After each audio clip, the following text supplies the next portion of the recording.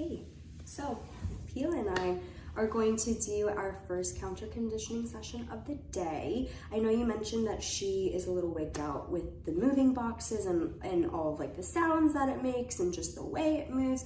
So we're gonna take some time to really make her, help her feel better about it.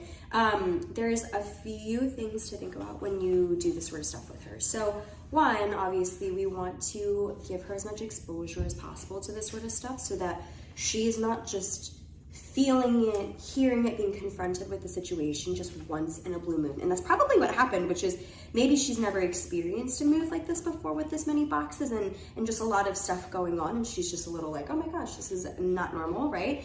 So we want to give her a lot of exposure to this. Two, we want to kind of desensitize her to all of these sounds, sights, smells, all of this sort of stuff. And then the third would be we're just basically counter conditioning her to the actual trigger itself. If the trigger is, okay, the box moves really fast or it gets thrown on the ground, makes this really loud noise, and it's just really scary, you essentially want to break the association and help her create and generate a more positive association to this trigger instead of just keeping her in that like fight or flight. So when I do this sort of stuff, a few things that I really like to keep handy or just factor into the session itself. One is obviously food. I have a ton of food with me so that we can start to give her a ton of feedback for what we like versus also what we don't like, right? But for right now, being that we're just trying to change the way she feels about some of this stuff, I'm gonna give a lot of yes, a lot of reward.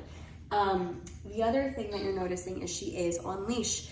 Because it's just me, I don't have an extra set of hands, I do want to manage her space or just space in general to the best of my ability. So she's tethered to my couch so that if she were to get scared and cower and maybe want to run away from the situation, she can't. She can get off of the bed, but she can only go so far, and that's going to allow us to really work through the situation instead of have her avoid the situation and practice, again, that really impulsive like fight or flight. The other thing is you're noticing she's on her bed, right? So place is really helpful with this.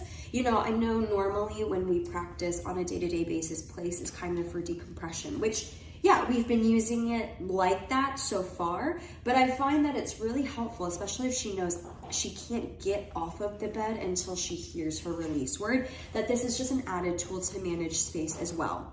She is going to be confronted with some of these triggers. This bed is that very firm boundary of like, hey, just stay in this rectangle, okay? And then obviously the trigger itself is another factor. I'm going to break down introducing this into the environment into as many small pieces as possible. So what I'm not going to do is just take the box and slam it on the ground. I might just like move it a second first and then pay her. And then we're going to build to maybe a more complex idea, which is it is actually scaring her, right? I think it's also really important to note the state of mind that she's in when we're even starting this, okay? I really waited her out until she was fully neutral before I'm like, hey, we're gonna make things a little stressful for you. So starting with a lower, more neutral baseline is going to be really beneficial too, in that she's probably going to be able to tolerate some of these stressors a little bit better.